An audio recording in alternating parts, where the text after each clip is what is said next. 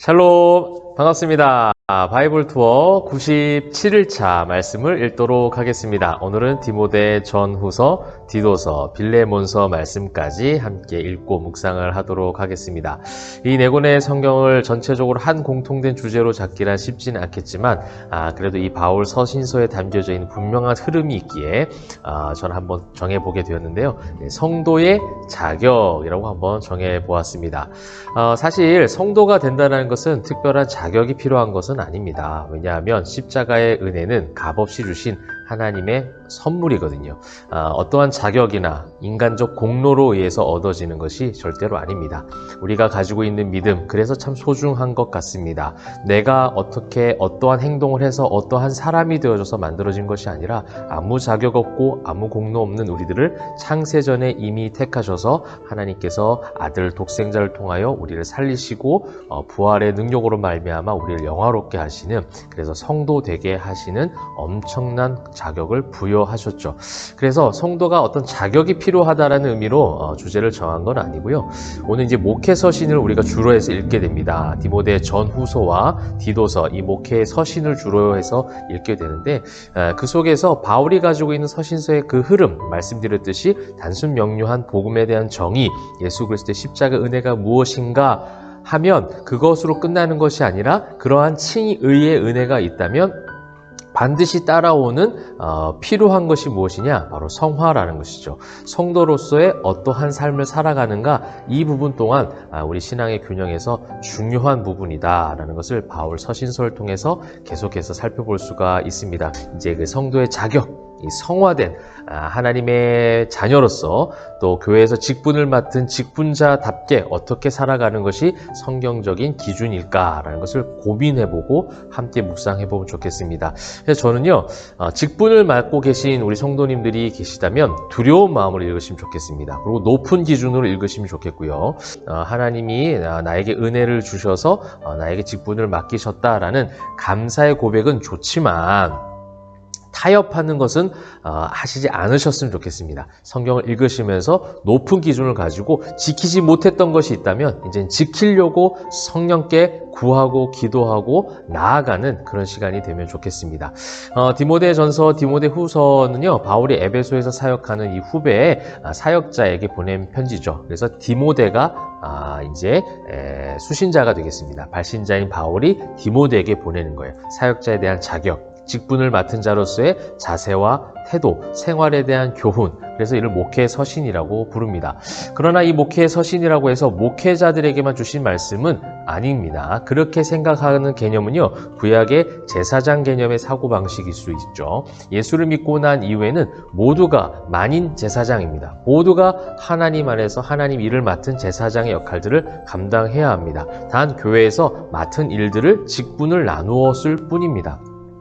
자리로 인한 구분과 특혜가 있는 것이 아니에요. 목회자뿐만 아니라 어떠한 직분도 자리를 권력으로 만들어서는 안 되겠죠. 그러므로 목회 서신이라고 해서 목회자에게만 국한된 말씀, 교훈이 아니라 모든 성도에게 주신 말씀입니다. 그래서 제가 아까 초두에 말씀드린 것처럼 높은 기준을 가지시라는 겁니다. 목회자에게는 높은 도덕적 기준이 필요하죠. 목회자에게는 높은 어떤 식견과 성경적 지식을 필요로 합니다. 영성을 필요로 하죠. 그런데 이 목회 서신을 읽으면서 목회자에게만 국한된 것이 아닌 모든 성도, 모두가 목회자라는 마음으로 성경을 읽을 때에 여기 나와 있는 이 교훈, 기준, 성도의 자격들을 내 자신에게 잘 적용하고 대입시키셔서 그것이 나의 삶이 되기를 기도하는 마음으로 성경 읽으시면 좋겠습니다. 그래서 청결한 마음, 선한 양심, 거짓 없는 믿음, 이런 모든 것들을 이제 성경에서 소개하고 있습니다. 또 그러므로 해서 가장 많이 나오는 단어가 경건이에요. 이 모든 것을 한 단어로 아우르는 것이 바로 경건 아니겠습니까? 주님 앞에 경건한 삶, 예수로 말미암은 참 경건, 이 경건이 결국 건강한 교회를 세울 수 있고요. 그 교회의 일원인 모든 직분자들이 세상에서도 역시 선한 영향력을 발휘한다는 것이 바로 이 목회 서신의 교훈이라는 겁니다. 그래서 이 디모데 전후서의 이 바울의 어떤 정체성에 대한 변화, 여전히 이 단순 명료한 복음을 제가 전하면서 성도의 자격이라는, 어떻게 보면 여러분 읽으실 때 조금 부담될 수 있는데요. 놓치지 말아야 될 한 가지의 균형 꼭 가지고 계셔야 됩니다. 바로 정체성에 대한 변화로 인해서 이 성도의 자격, 합당한 자격이 주어지는 삶을 살아갈 수 있다는 거예요. 이 디모데전서와 디모데후서를 통해서 아주 절묘하게 자신의 정체성에 대한 변화를 설명하고 있습니다. 그 근거된 성경 말씀 디모데전서 1장 13절입니다. 내가 전에는 비방자요 박해자요 폭행자였으나 도리어 긍휼을 입은 것은 내가 믿지 아니할 때 알지 못하고 행하였습니다. 디모데전서 말씀에는 자신이 원래 비방자, 박해자, 폭행자의 삶을 살았던 사람이라는 것을 이야기하고 있죠. 근데 이제 이 정체성이 변화가 일어납니다. 디모데후서 1장 10절 비슷한 위치에 있죠. 이제는 우리 구주 그리스도 예수의 나타나심으로 말미암아 나타났으니 그는 사망을 패하시고 복음으로써 생명과 썩지 아니할 것을 드러내신지라. 내가 이 복음을 위하여 선포자와 사도와 교사로 세우심을 입었노라. 할렐루야. 아멘. 이제는 우리 구주 그리스도 예수의 나타나심으로 말미암아 내가 이 복음 때문에 나의 정체성 비방자였고 폭행자였고 박해자였던 내가 이제는 하나님의 복음을 선포하는 선포자로 사도로 복음을 전하는 교사로 세우심을 입었다라는 정체성에 대한 변화를 이야기하는 거예요. 이 정체성에 대한 변화를 통해서 알맞은 성도로서의 직분자로서의 내 자격을 그 높은 기준을 감당할 힘을 얻게 되었다라는 것이죠. 그래서요, 정체성의 확실한 변화가 담겨져 있는 오늘 또 하나 더 읽으실 성경이 어디입니까? 바로 빌레몬서 아닙니까? 빌레몬서 역시도 그러한 어떤 성도의 정체성에 대한 부분을 이야기하는 거예요.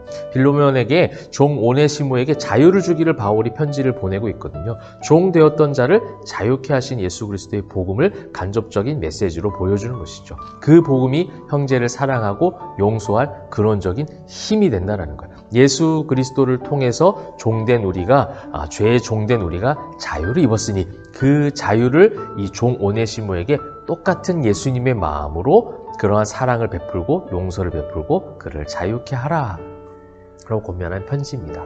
이 바울의 두 가지 균형, 그죠? 칭의, 하나님께서 우리에게 부여하신 그 자유하심, 그 정체성에 대한 변화, 죄의 종에서 의의 자유민으로, 의의 천국 시민으로 하나님께서 삼아주셨다면 그 시민답게 살아갈 자격들을 갖추어서 살아간다는 겁니다.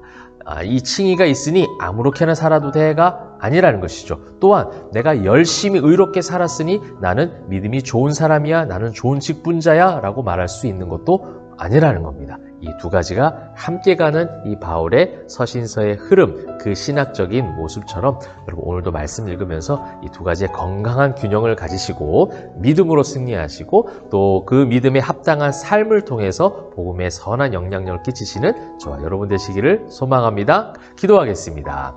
사랑과 은혜가 풍성하신 하나님 감사합니다. 오늘도 주의 백성으로 살아갑니다. 주님의 자녀로 살아갑니다. 그에 합당한 언어 행실이 될 수 있도록 성령님 도우시고 인도하여 주시옵소서. 오늘 하루 주님과 함께 동행함이 기쁨과 감사와 평안이 넘칠 수 있도록 축복하실 줄 믿사옵고 감사 올려드리며 살아계신 예수 그리스도의 이름으로 기도합니다. 아멘. 오늘도 주님의 자녀답게 여러분의 언어와 행실이 삶의 선한 영향력으로 나타나시기를 주님의 이름으로 축복합니다. 말씀의 힘과 능력으로 화이팅!